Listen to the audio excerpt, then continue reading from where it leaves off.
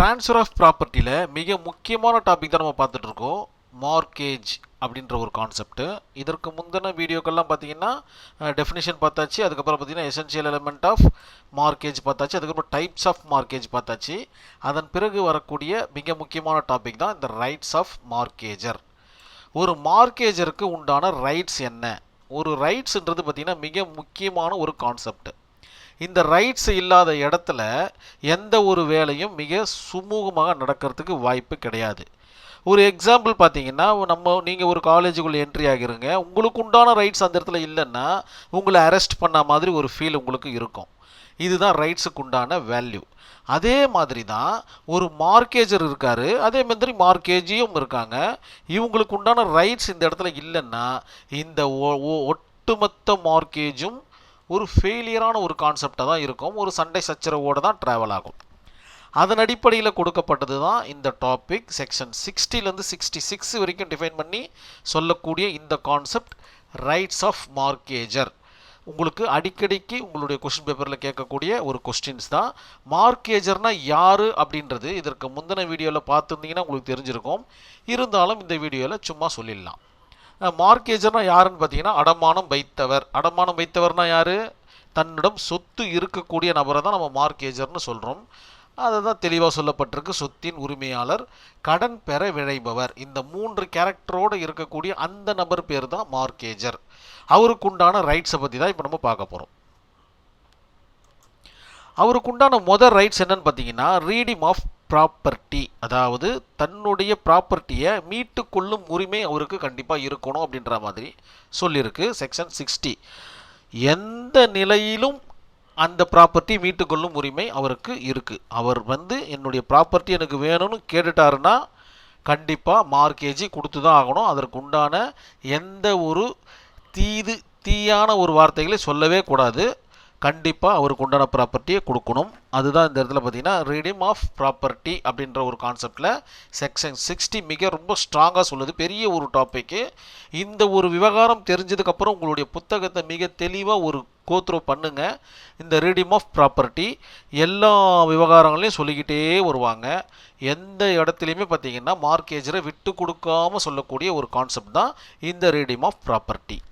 தென் next பார்த்தீங்கன்னா transfer to third party. Section 60A define பண்ணி சொல்கிறது என்ன அப்படின்னு பார்த்தீங்கன்னா, இந்த மார்க்கேஜ் உரிமையை பார்த்தீங்கன்னா 3ஆம் தரப்பினருக்கு மாற்றி கொடுக்கக்கூடிய கான்செப்ட். அதாவது இவருக்கு ஒரு லட்ச ரூபாய் தேவைப்படுது, எக்ஸ்ட்ரா தேவைப்படுது அப்படின்னும் போது மார்க்கேஜி செய்யப்பட்ட அந்த 1ஆம் நபர்கிட்ட அந்த 1 லட்ச ரூபாய் இல்லைன்னா வேறொருவர்கிட்ட 2 லட்ச ரூபாய் வாங்கிட்டு இவருடைய கடனை அடைச்சிட்டு மீதமுள்ள காசை இந்த மார்க்கேஜர் அனுபவிக்கக்கூடிய அந்த உரிமையும் இந்த இடத்துல சொல்லப்பட்டிருக்கு. அதுதான் பார்த்தீங்கன்னா ட்ரான்ஸ்ஃபர் டு தேர்ட் பார்ட்டி அப்படின்ற ஒரு கான்செப்ட். 3ஆவது நபருக்கு அந்த அந்த ப்ராப்பர்ட்டியை ட்ரான்ஸ்ஃபர் பண்ணலாம் அப்படின்ற ஒரு கான்செப்ட் தான் இந்த இடத்துல சொல்லப்பட்டிருக்கு. தேர்ட் ஒன் பார்த்தீங்கன்னா right to inspection and production of document. ஒரு மார்க்கேஜர் மார்க்கேஜிக்கிட்ட தன்னுடைய நிலத்தை அடமானம் வைக்கிறாரு. ஒரு பெரிய ஒரு பழங்கால புராதனமான ஒரு வீட்டை அடமானம் வைக்கிறாரு. அந்த வீட்டை பார்த்தீங்கன்னா இன்ஸ்பெக்ஷன் பண்ணுறதுக்கு உண்டான ரைட்ஸு கண்டிப்பாக அவருக்கு இருக்குது. அவருடைய தோட்டத்தை இன்ஸ்பெக்ஷன் பண்ணுறதுக்கு உண்டான ரைட்ஸ் அவருக்கு இருக்குது.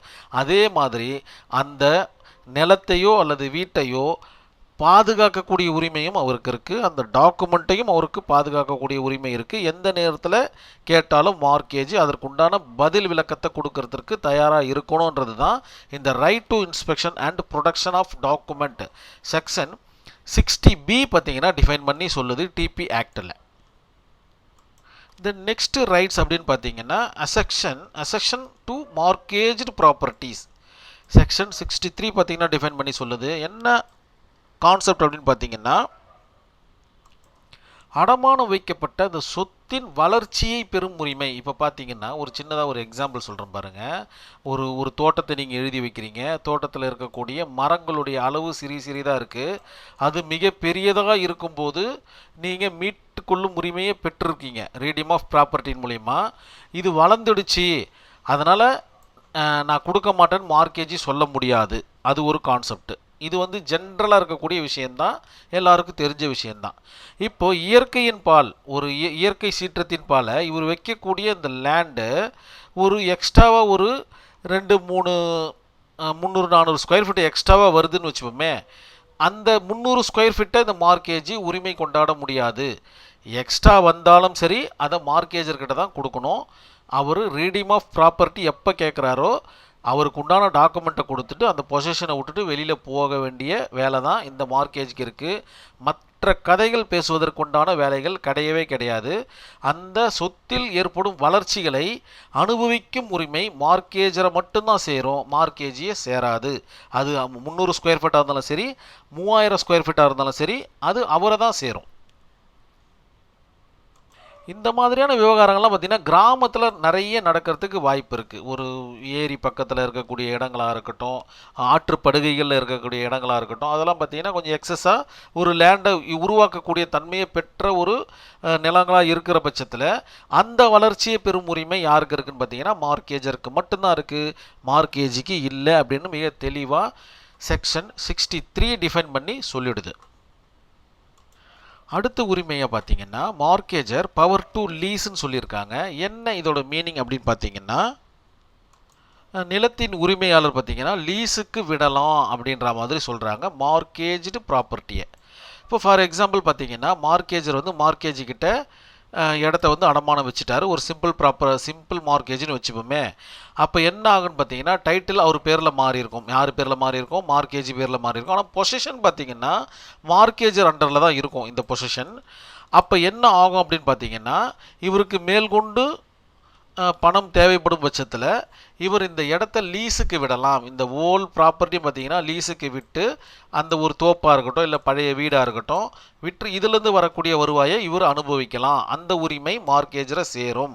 அந்த இடத்துல நீங்கள் என்ன கேட்காம லீஸுக்கு விட முடியாதுன்னு இந்த மார்க்கேஜி சொல்ல முடியாது.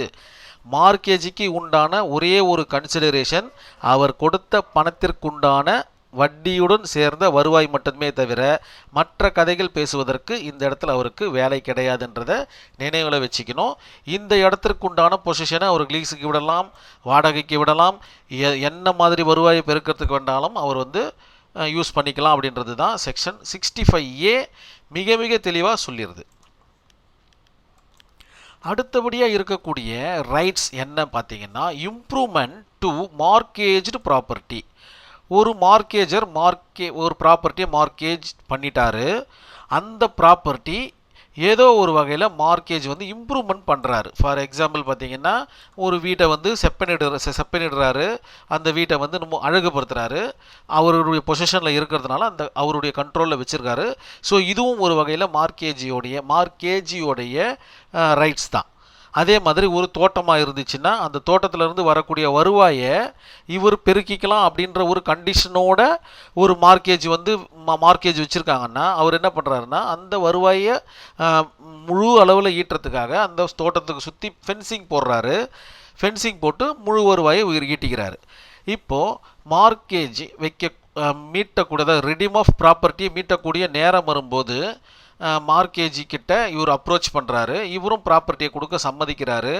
ஆனால் இந்த இடத்துல என்ன சொல்ல வராங்கன்னா, improvements to mortgaged property section 63A என்ன சொல்ல வருது அப்படின்னு பார்த்தீங்கன்னா, மார்க்கேஜி ஏதோ ஒரு வகையில் அந்த ப்ராப்பர்ட்டியை இம்ப்ரூவ்மெண்ட் பண்ணி வச்சுருக்காரு. ஃபென்சிங் போட்டோ இல்லைன்னா ஒரு வெள்ளை வண்ணப்பூச்சி அடித்தோ, அந்த வீடாக இருந்தால் வண்ணப்பூச்சி அடித்து இல்லை பெயிண்ட் பண்ணி இந்த மாதிரியான விவகாரங்களில் அவர் பார்த்தீங்கன்னா செப்பனிட்டு அந்த இடத்த வந்து நல்லா வச்சுருக்காரு.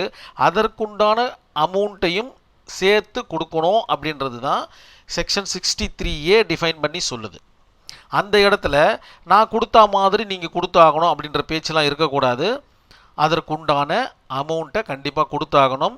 அதற்குண்டான இன்ட்ரெஸ்ட் அமௌண்ட்டையும் செக்ஷன் 63A டிஃபைன் பண்ணி சொல்லுது. அதிகபட்சமாக 9% தொகை தரணும். அதாவது ரொம்ப நாள் ஆகுது, ரொம்ப வருடங்கள் ஆகின்றது அவர் செலவிட்டு, அந்த எக்ஸ்ட்ரா செலவிட்டு மிக அதிகமான வருடங்கள் ஆகுதுன்னா ஒரு வருடத்திற்கு பார்த்திங்கன்னா ஒரு மாதத்திற்கு 9% 100 ரூபாய்க்கு கணக்கிட்டு கொடுக்கணும் அப்படின்ற மாதிரி சொல்கிறாங்க. இந்த இடத்துல இதை வருடத்திற்காக மாற்றிக்கிங்க.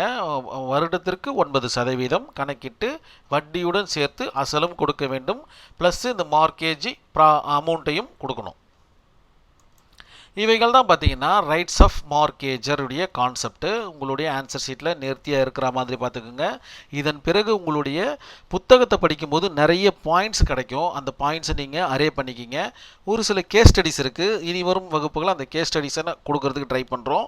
இந்த வகுப்பு கண்டிப்பாக உங்களுக்கு புரிஞ்சிருக்கும்னு நினைக்கிறேன். நன்றி, வணக்கம்.